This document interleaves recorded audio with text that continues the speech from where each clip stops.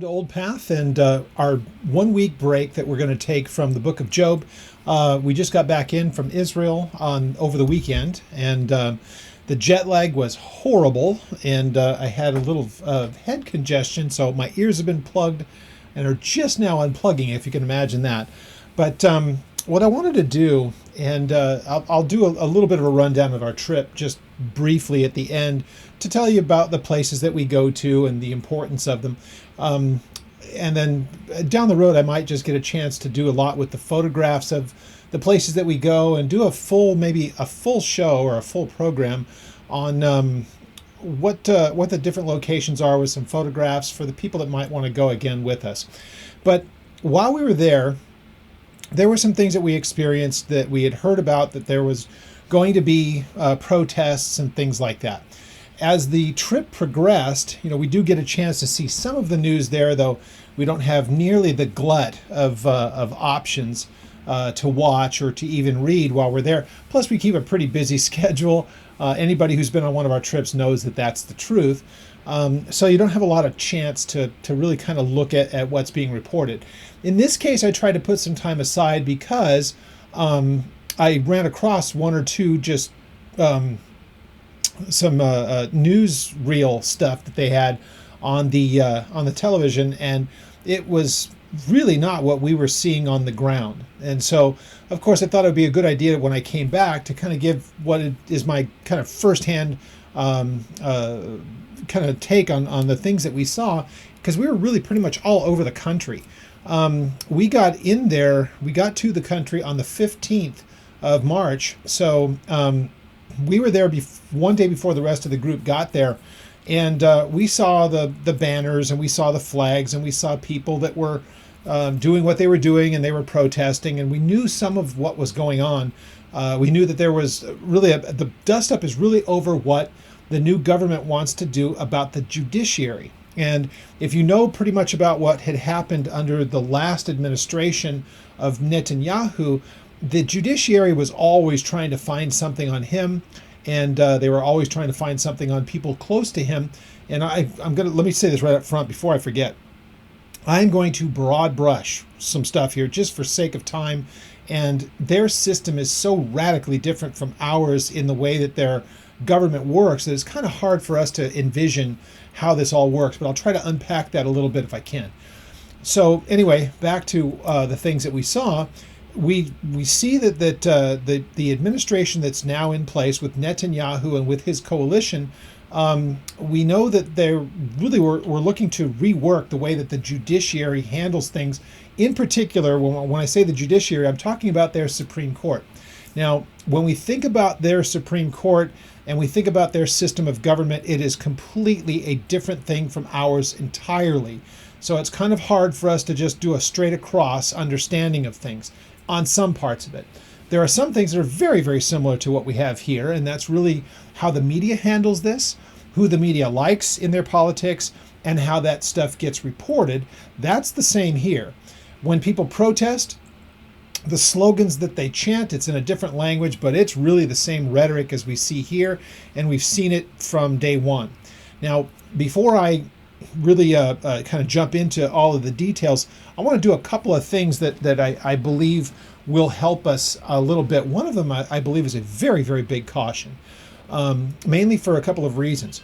Our administration, I believe, is very much a subversive agent against Israel, as it was under the Obama administration. And if anybody's watching this and disagrees with that, feel free to contact me through the YouTube page or even through the ministry's website, and I'll give you all the backup on it. You can read the things that Netanyahu had to say in the first of his books since that time. They were antagonistic towards them, and it still remains today. It's the same thing. So under the Trump administration, whether you liked him or not, they were genuine friends of Israel, I have no doubt. People will disagree maybe on that because of the Abraham Accords and the potential of, as they would say, giving back lands. I've done something on that to try to explain what that really looks like anyway. Different topic entirely. And if you're unable to find it, contact me and I'll be happy to send you some links on things that we've done about the Abraham Accords, but I've spoken about it at conferences and discussed it a little bit in other places. I think I have even a YouTube on it. Anyhow, the first caution that I really want to do, and it really kind of works well with what I just said, there is a very, very important passage that often gets overlooked, and it's really at the beginning of when God first began to work with Abram, or we know him as Abraham, as God did a change of his name, but when he was referred to as just Abram, and that just means exalted father. And he makes the deal with him, if you will. He makes him the offer. It's a better word for it. He makes the offer to make a great nation out of him. And he says that through him and through his generations, the people who would come through his line, that he would be a blessing to the nations. And we know that that's a fulfillment, really, that happened with Jesus as the Messiah, a direct descendant of Abraham. So with that, it also says that God will bless those who bless Israel, and he will curse those who curse them. And I've always believed, as long as I've known what that means and understood it from the text, I do genuinely understand and believe that that means any nation, however they do it, whether it's directly attacking them or being subversive behind the scenes, is a blessing or a cursing in how they handle Israel, and God takes note of it and he holds them accountable for it. So I'm always in fear for my nation because I don't want to see it raise the ire of God, who says that and made that promise 4,000 years ago. So let's make sure we genuinely understand what that means. But that's Genesis 12 verses 1 to 3. And that's at the beginning. And that promise has no shelf life whatsoever. Because the blessing still continues to this day, because we are saved through the blood of the Son of God, Jesus, from the tribe of Judah, a direct descendant, as I said, of Abraham. So when you hear that in Genesis, there is the blessing it's extended through all generations and all mankind, and that is eternal, the blessing that comes from that. But that also God would curse those who do something that would be subversive towards his people, and that too also remains to this day. So any nation should very, very much tread lightly. They will answer for what they do. Much of the nations who have looked to do it harm have really not fared well from it. So you can go back and look through the history of things, and that's pretty easy to see. Now, I think that what we're watching taking place there was very, very much predictable from the moment that Netanyahu was able to put together a government. And I'll say it right up front. I don't believe that any politician is perfect, and I believe that sometimes they do things for reasons of pragmatism that they must. In this case, if you're going to be the prime minister, really the one who has a lot more authority than any single person, the prime minister has an enormous amount of power, especially if he has a coalition behind him who supports what he has to do, and it's not fractured like the one that just was replaced. But when he was able to put together his administration, it was comprised of his party, the Likud. And if you're trying to understand how parties work, we think Democrat, Republican, we think independent, we think Libertarian, Green Party. We have a few parties here, but really it's Republicans and Democrats. It's a two-party system as far as our country is concerned. Theirs not so much. They have major parties and they have minor parties. And in this case, the major party, the major player for any number of cycles has been Likud. And as far as Netanyahu is concerned, he is the head of Likud, has been for a long, long time, and he still is. But he doesn't have enough votes to run the Knesset and to put together a governing coalition. The Knesset is comprised of 120 members, and each of the elections, if it is a general election, you will have people vote for the various parties. And at that point, the usually goes this way, the easiest way to think about it, the person who gets the majority of the votes, or the largest block, is then tasked with trying to put together a governing coalition. So in this case, Netanyahu reaches out to, in his place, every single one of his parties that joined him for his government are Orthodox, and some of them are a little different than others. They have different interests and whatnot. Some of them are very, very concerned about the purity and the integrity of Israel, even the territories. And so when he started to put this together, he got to his 60. You need, again, since it's 120 seats in the Knesset, you need 61 to govern. So he gets to 62, I believe, um, with this coalition of the Orthodox. And as soon as I saw that take place, I think anybody who would look at it just knew that this was going to be a problem. What we have in our country of the people who want everything to be completely secular and believe that the religious minded, as they would put it, especially the Christians, should really have no part in any kind of say on things, and that they should be marginalized. We always have it thrown at us that we're a secular government, and it's true. The government is not a theocracy, which is good. But it doesn't mean that people have to check their beliefs at the doors. The atheists certainly don't, and every other group that there is that wants to be involved in politics has no problem with everything else. And I think that's reflected kind of in our public policy as a mess that it is, and how the nation itself is absolutely morally adrift. So part of that is, I think, the problem of the church by not being involved. The other part of it is that the society is just becoming more and more secular, and the more secular a society is, the more moral breakdown there's going to be. So people can disagree with me on that, don't care. I think it's just pretty much demonstrable. Anyhow, they have the same problem there. So you have the secular groups, and they see a government that is formed with Netanyahu and the Likud party, which is very much right of center, and different from the last one that was really kind of cobbled together with so many divergent groups who had nothing in common, and yet that was how they had to get to their number, and it was really not very effective.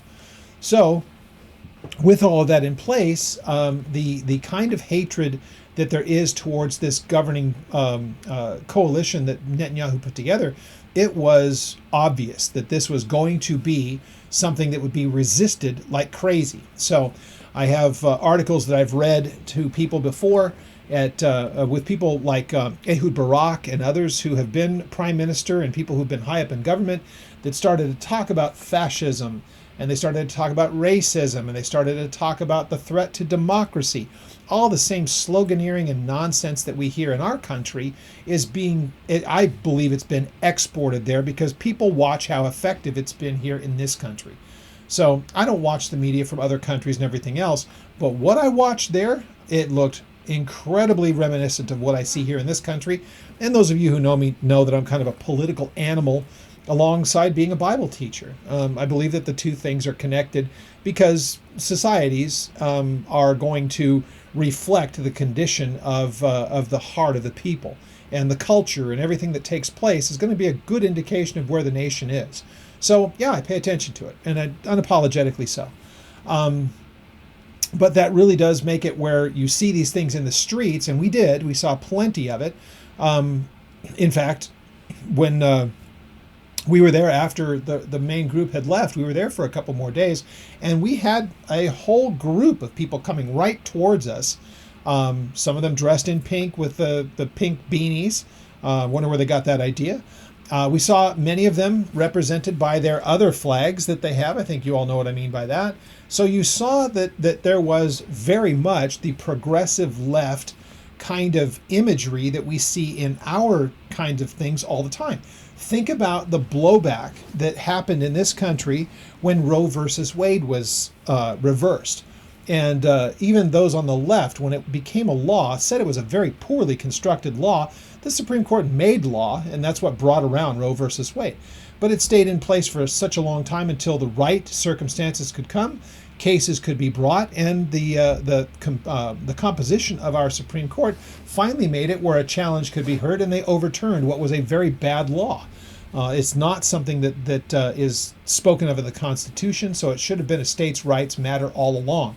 So this is where the problems happening there are very reminiscent to what's happening here. The judiciary is vested with way too much power there, I believe, from the things that I see, and from what I've been watching for years go on, where political enemies of the judiciary are really treated differently than rank and file people.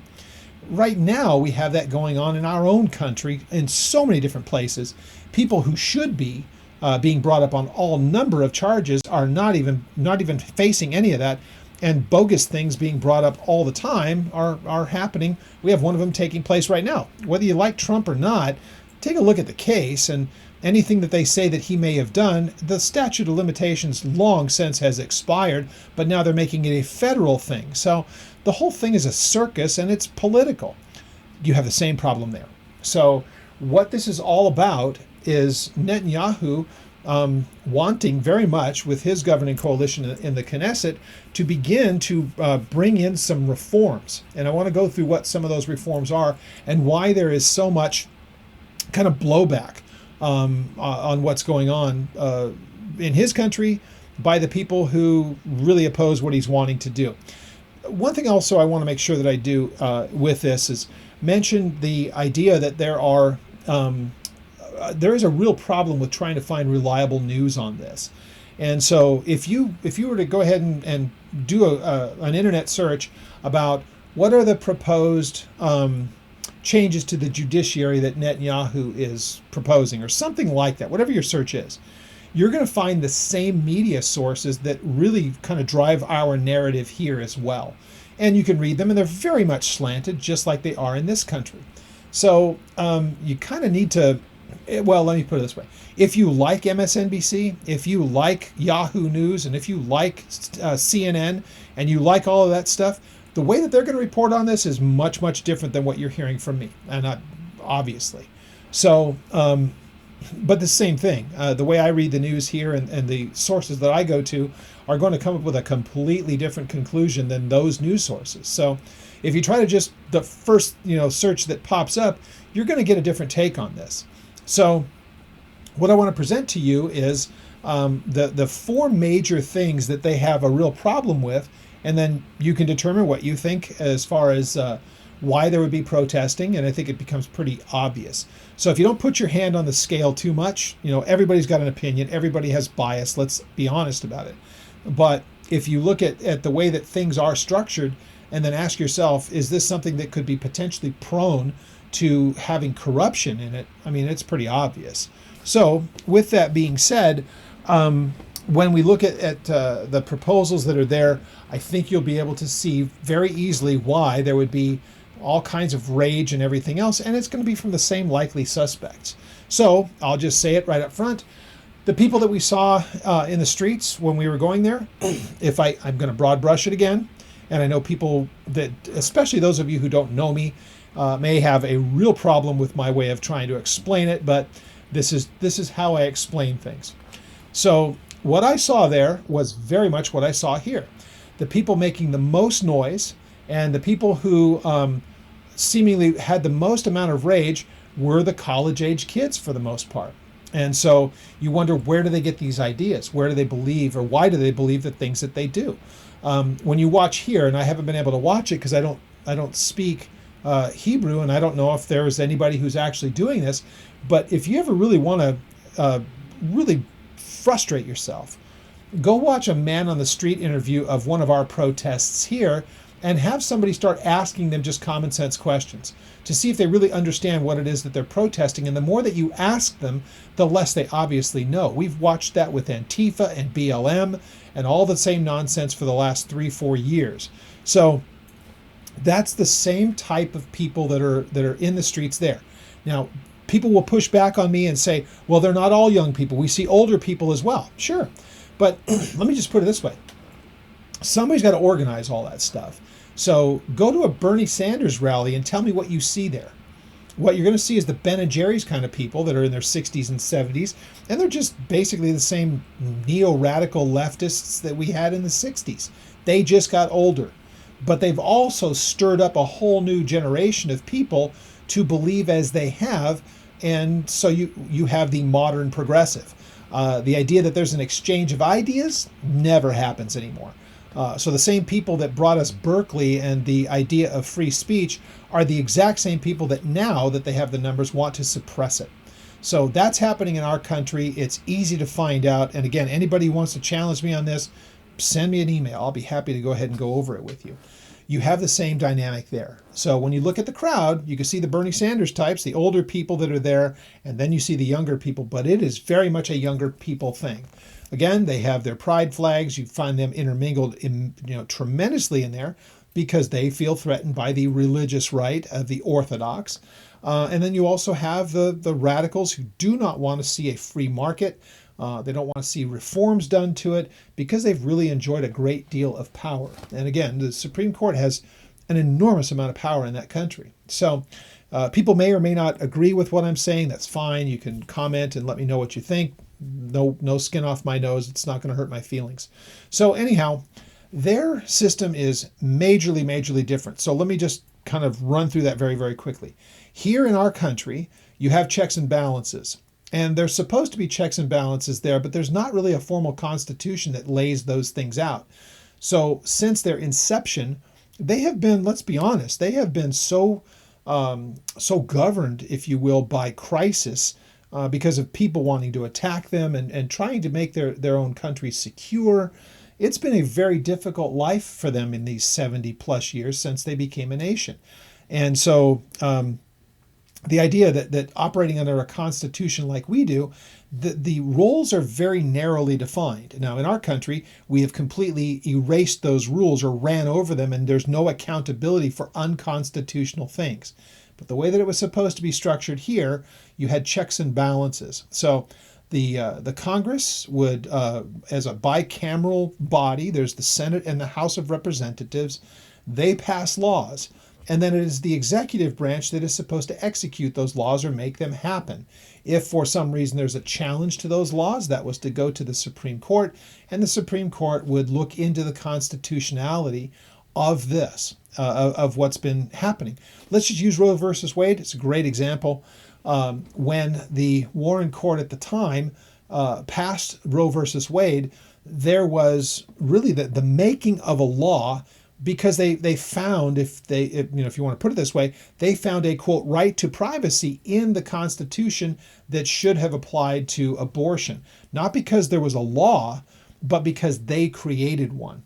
So when the time came last year where the Supreme Court here saw that or heard the case, they realized, or they finally had gotten to the point of saying, well, this is something that should have been a 10th Amendment issue. It was the states' rights. Let the states decide for themselves by vote or by their elected officials. Let them set their abortion policy. It's not a federal matter. That's where it was before Roe, and that's where it should be now. But you couldn't get anybody to just speak about it like that. It was all about, well, what about reproductive rights? What about women's rights? What about this? What about that? Well, you have that discussion all you want to. Doesn't change the fact that it's not something constitutional. It's really something that should fall under the purview of the states. So 10th Amendment. So what we have in our country, we have the amendments. Those were things that were changes to the Constitution. But the Constitution was written and it was adopted in 1789, and the amendments happened thereafter. So you have that, you have the Bill of Rights.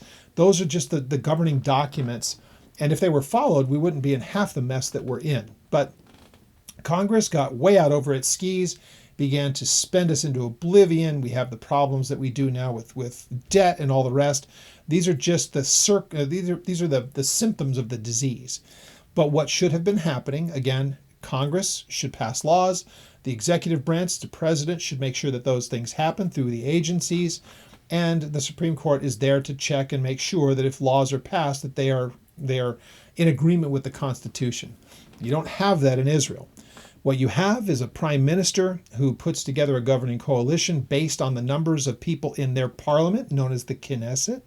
And those 120 people, if you can get 61 of them, you have the majority, and you can start to pass laws. In their judiciary, they've been able to strike those things down. If they don't like them, they get struck down. So that can be a recipe for disaster, frankly. Mainly because if the judiciary becomes lopsided in one direction or another, they're able to override a whole bunch of different things. I'm going to go through the 4 that are mentioned here. I just have them listed out. And you can go ahead and look at these anywhere. You can go online and you can see at least where these are defined as far as this is all proposed now. Once again, this isn't something that is supposed to be hard and fast done. It's a completed thing. They're talking about these reforms.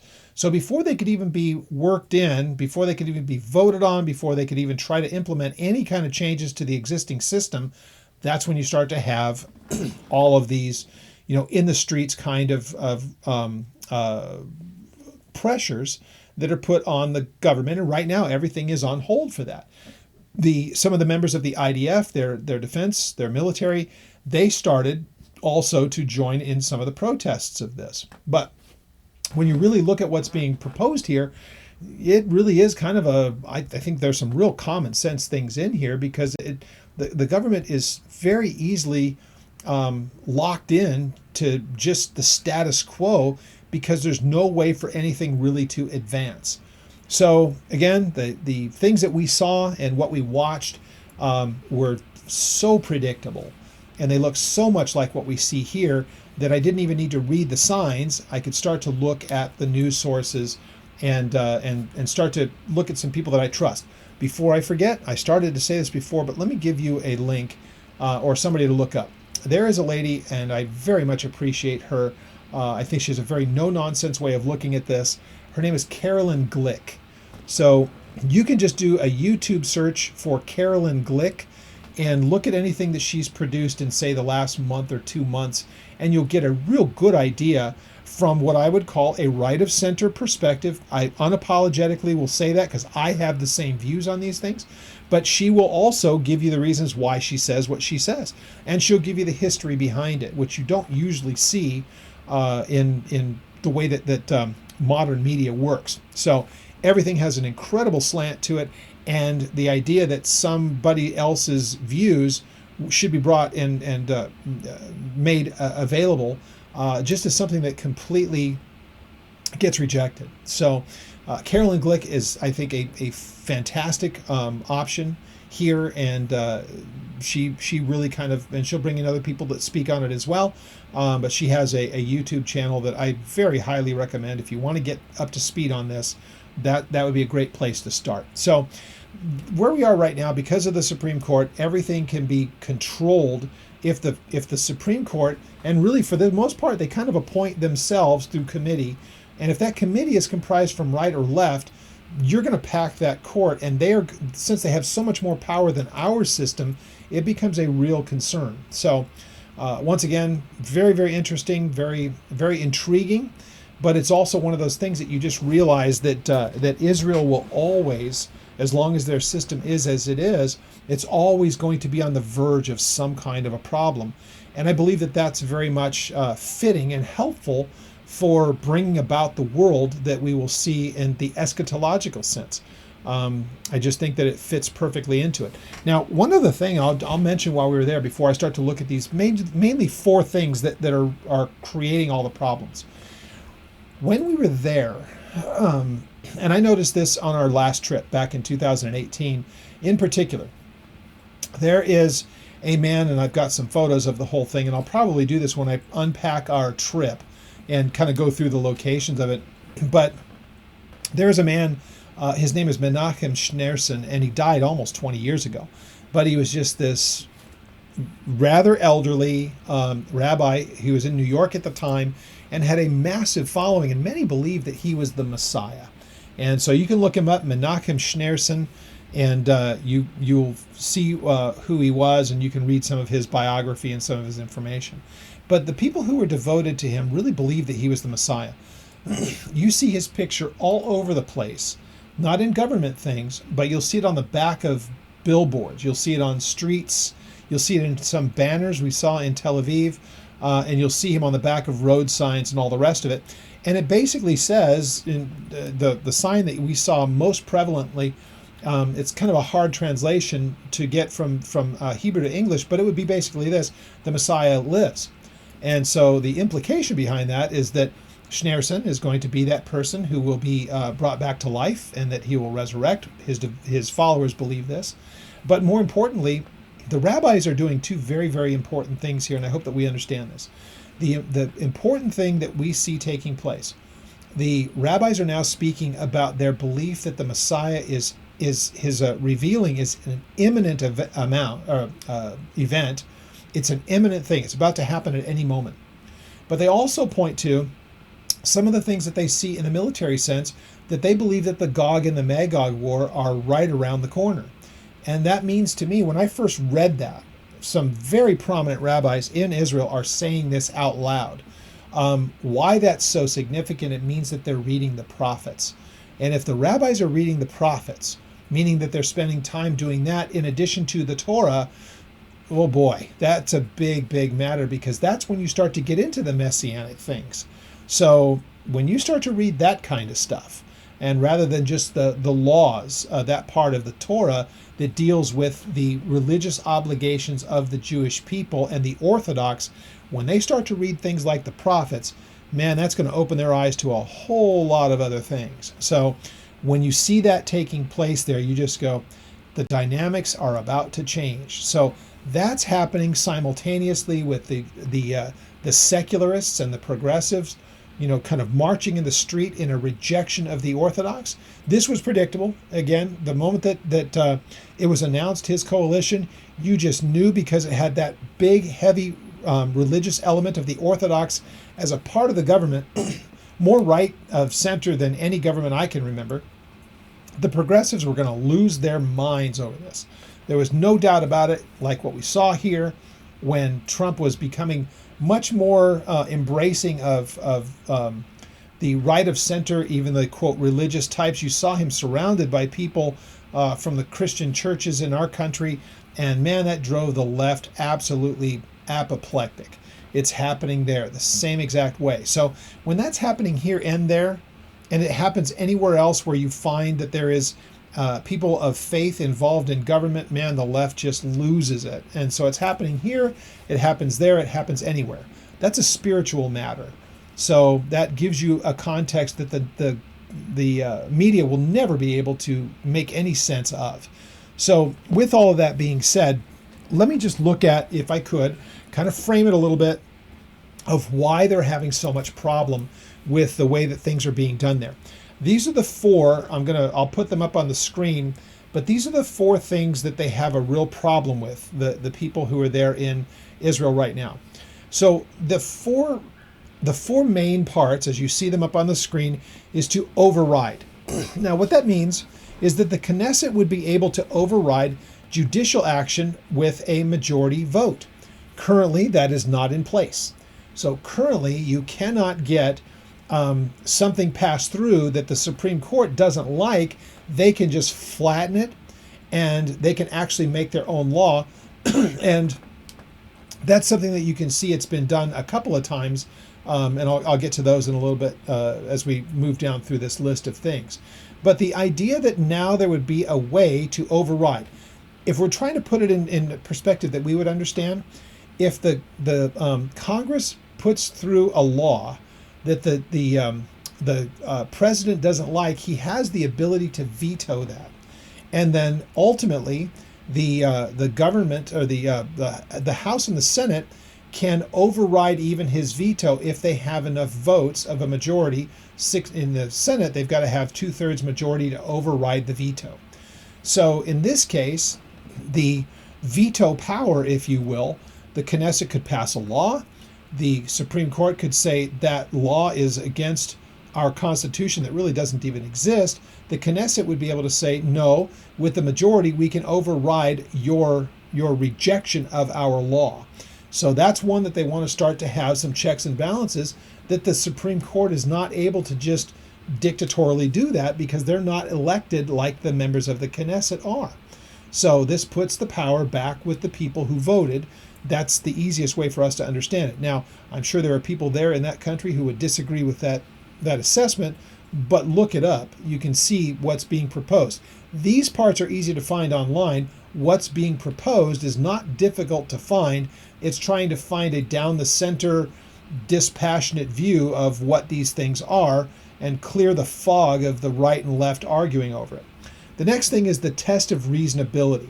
And this shows how the Supreme Court is able to just jump in and do things. So the Supremes would no longer be able to block appointments or make law. I'll give you a couple of examples. There was a time, I think it was back in 2007, when a law was proposed that they would fortify the dwellings down in the area around Gaza that was always under constant rocket attack. So the government wasn't going to be as memory serves, the government wasn't going to be responsible for hardening those targets. They had already put in underground bunkers, things like that, but they weren't going to fortify everyone's homes. The Supreme Court looked at that and said, no, we don't agree with you. You have to do that. So the Supreme Court made them expend funds to harden residences. And whether you agree with that or not, the idea that the Supreme Court would be able to overrule the Knesset and force them to enact a law just kind of shows you how things had gotten. Here's the other part: political appointments. We have one that just took place in the last couple of weeks. Netanyahu had a person that he wanted to be brought into his cabinet, and so he wanted it appointed. This person appointed, the Supreme Court said, no, you can't. And they had their rejection of him because of what they would call reasonability, reasons of reasonability. And because he had been under investigation. But as we've already seen with Netanyahu, the Supreme Court was able to investigate people over some of the most bogus charges ever. And, whether you agree with me or not on that, go back and look at the things that they said that Netanyahu did that was quote unquote corruption. And you find me anybody in the government that couldn't have been brought up on the same kind of charges. So it was really, really petty, silly stuff that wouldn't even qualify before they made that law. So anyhow, this would reel in their ability to block appointments. Right now in our country, if we want the equivalent, if a president has somebody that they want to put in place as part of the cabinet, it is the judiciary, and in particular, it's not the judiciary, I'm sorry, it's the Senate that has the advise and consent on that. So the person being proposed to be put into a place of power has to be brought up before the Senate, and the Senate votes on it, and a majority is what's necessary for that person to take that place. So all of the cabinet members, things like that. It's the Senate that can do it, and they can't be struck down just willy-nilly. So usually what ends up happening, whoever controls the Senate can control the appointments of the cabinet people, but for the most part, they mostly get through unless they're just really horrible picks. And that's happened a few times since Biden had people. They've withdrawn some of them because they were just radicals. And so go back and look through it. Look at his appointments to various seats and various cabinet level appointments, and you'll see why they were rejected. They just were way outside of the mainstream. Well, here you have the same thing. And sometimes it's done just being completely vindictive, but it's not the Knesset that votes on these things, it's the judiciary. Judicial appointments to the Supreme Court. Now, this is tall grass stuff. This is really, really complicated. It is and it isn't. The Supreme Court is able to replace members of the Supreme Court through a few of the members of the Supreme Court, other members of the Knesset, and of the ministers, and others that are through the Bar Association there. So lawyers. Now, we know here in our country, the Bar Association and whatnot like that, and really for the most part, especially when you start to look at some of the big cities, part of our real problems that we are having here in this country is our judiciary, and our DAs and all that stuff in the big cities are hardcore leftists, hardcore progressives. And the stuff that they're doing, our old state of California has one of the absolute worst examples of this that you'll find anywhere in the DA Gascon down in Los Angeles. And the ones that they have had in succession up in San Francisco. Look at all of our big cities and our DAs that are there and how they deal with crime. And it's no wonder people are leaving those places like they have the plague. So unfortunately, you have very much the same kind of thing in so much of the bar in this country, and really there too as well. So this would change the way. What they would want to do is make it where the bar wouldn't have the ability to appoint Supreme Court justices. It's nothing like our system here that has to be done. Again, the Supreme Court justices always have to come through the Senate, and that's how they are appointed to the bench.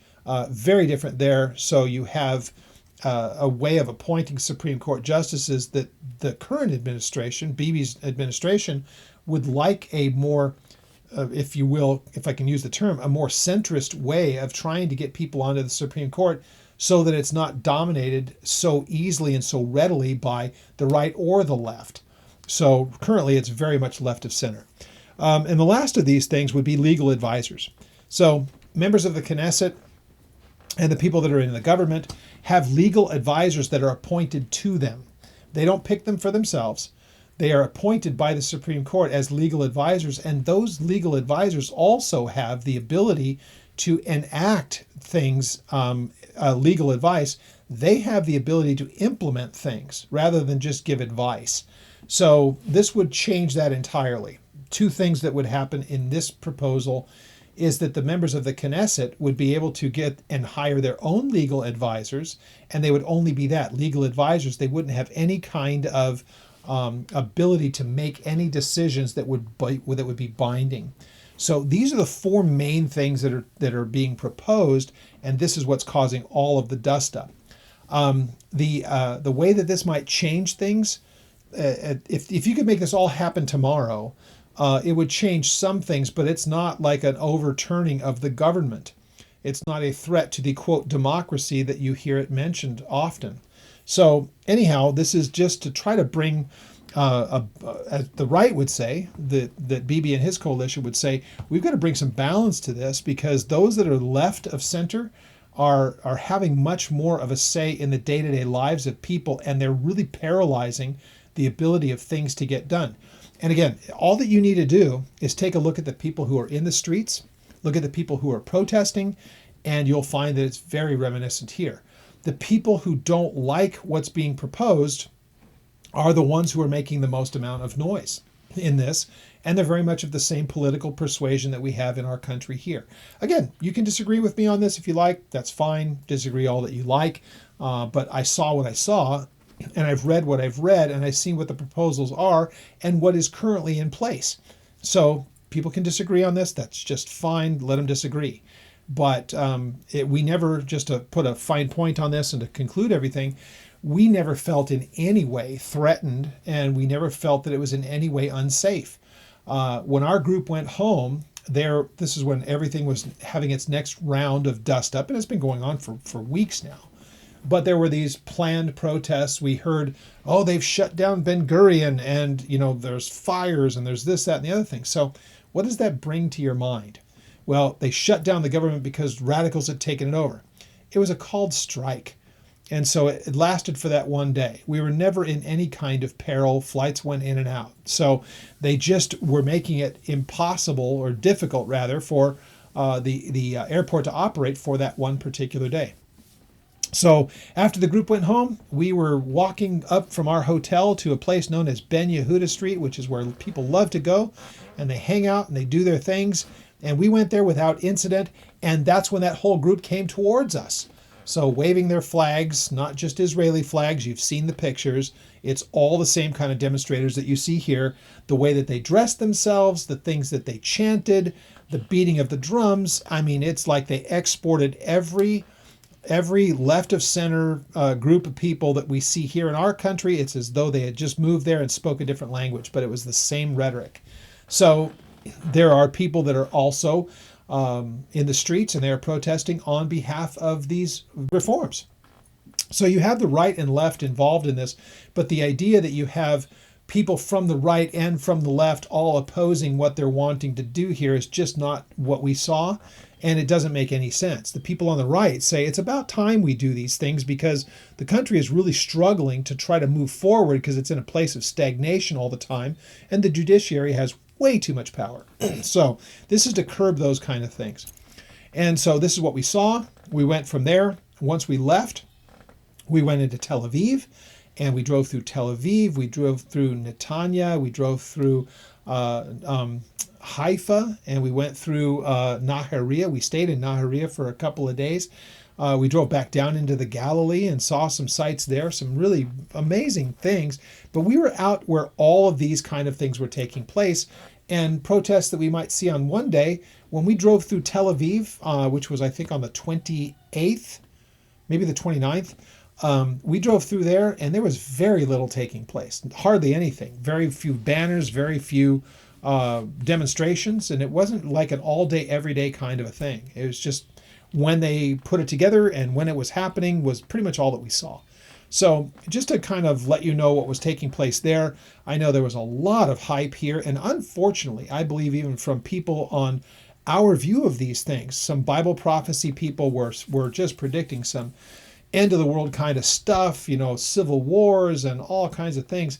None of that ever materialized, and I'm not sure exactly why they thought it was.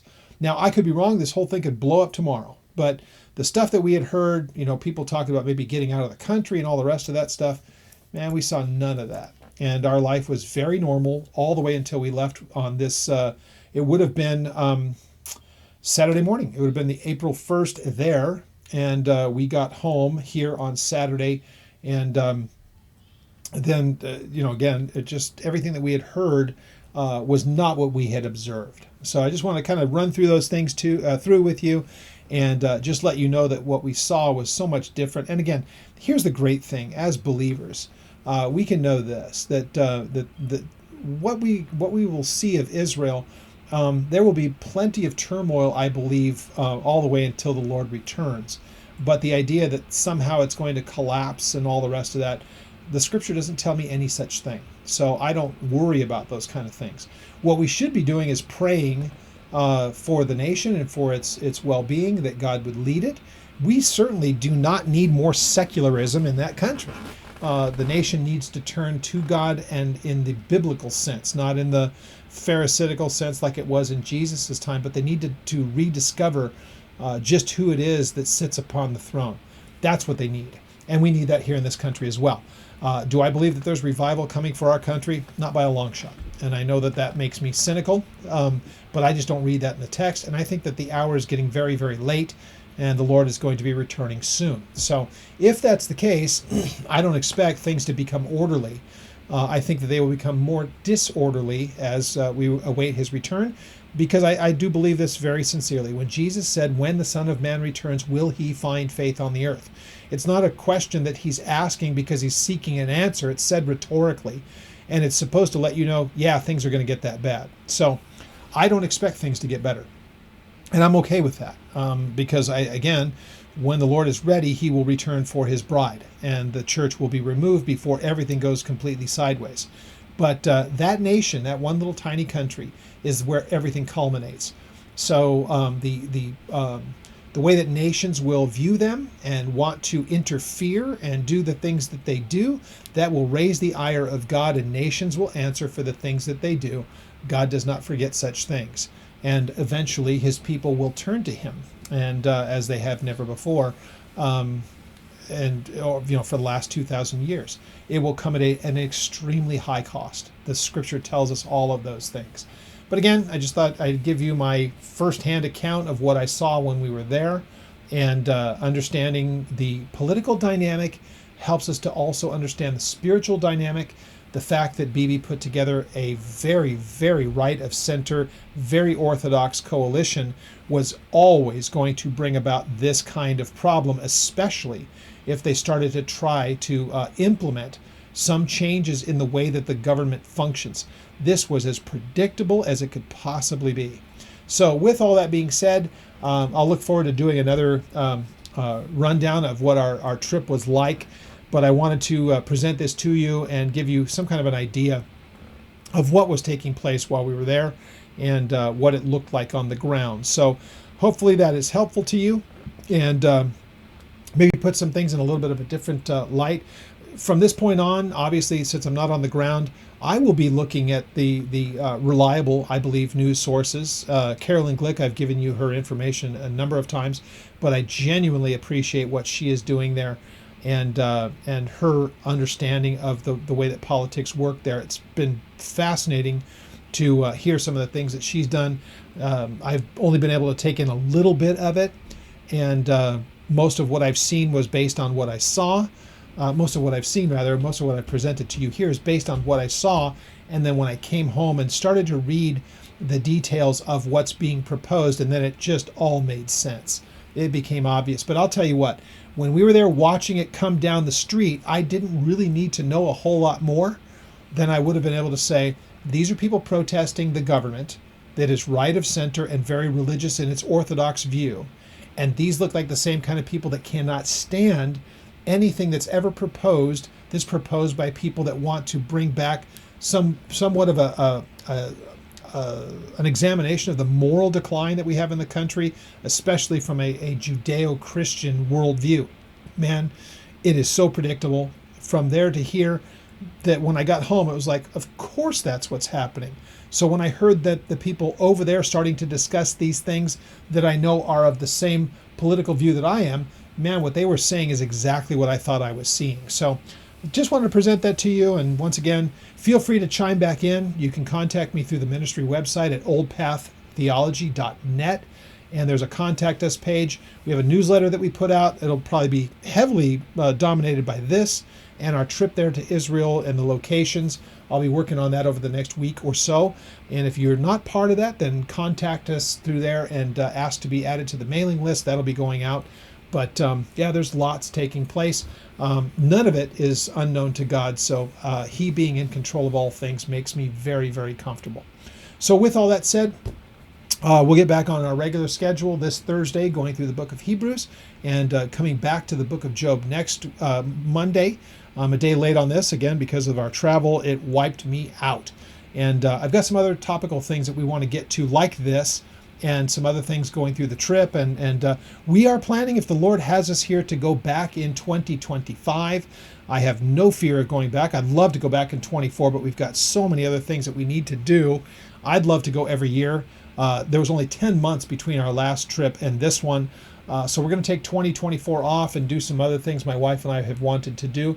But we're thinking about a 2025 trip. So if you can hold off that long, I'll be putting up some details about this trip and what we did and some potential additions to our next one. So once again, any questions, contact us through the website. Feel free to add any information or any commentary if you like to on our YouTube channel. I do monitor it. So if you start posting some stuff that is looked to create arguments or try to promote some website or whatever else, that will get removed and you will get banned from it as well. I just am, if you want to have dialogue with me, great, do it. But I'm not looking for you to promote your stuff on my YouTube channel. I take very seriously what I do, and I want to see to the well-being of the people who trust me. So with that being said, see you a little bit later on this week.